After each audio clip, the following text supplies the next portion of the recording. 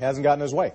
And that is now prompting, a change in the Senate rules that really, I think, would change the character of the Senate forever. And what I worry about would be that you essentially have still two chambers, the House and the Senate, but you have simply majoritarian absolute power on either side. And that's just not what the founders intended. So this president has come to the majority here in the Senate and basically said, change the rules. Do it the way I want it done.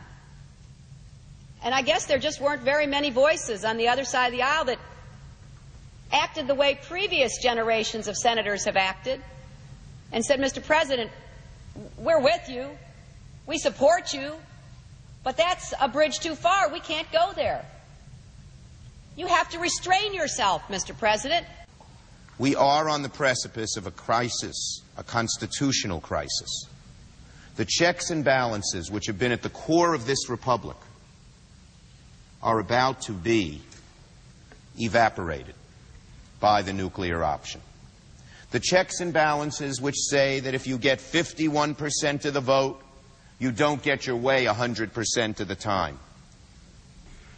It is amazing. It's almost a temper tantrum. Mr. President, the right to extended debate is never more important than when one party controls Congress and the White House. In these cases, the filibuster serves as a check on power and preserves our limited government.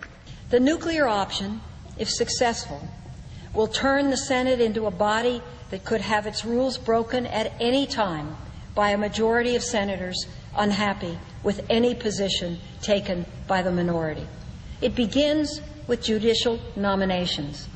Next will be executive appointments, and then legislation.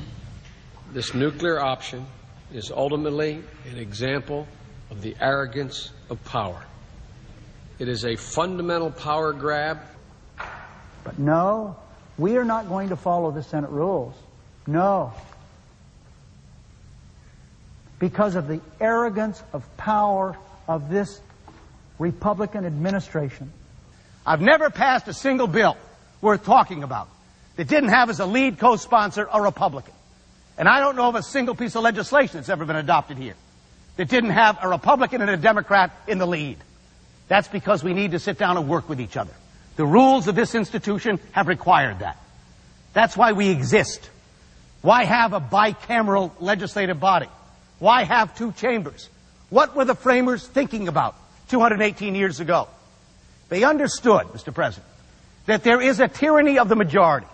If the Republican leadership insists on forcing the nuclear option, the Senate becomes ipso facto the House of Representatives, where the majority rules supreme and the party in power can dominate and control the agenda with absolute power. You've got majority rule, and then you've got the Senate over here where people can slow things down, where they can debate, where they have something called the filibuster. You know, it seems like it's a little less than efficient. Well, that's right, it is, and deliberately designed to be so. I say to my friends on the Republican side, you may own the field right now, but you won't own it forever. And I pray God when the Democrats take back control, we don't make the kind of naked power grab you are doing. They want their way every single time. And they will change the rules, break the rules, misread the Constitution so that they will get their way. The Senate is being asked to turn itself inside out, to ignore the precedent, to ignore the way our system has worked, the delicate balance that we have obtained that has kept this constitutional system going for immediate gratification of the present president. This is the way democracy ends, not with a bomb, but with a gavel.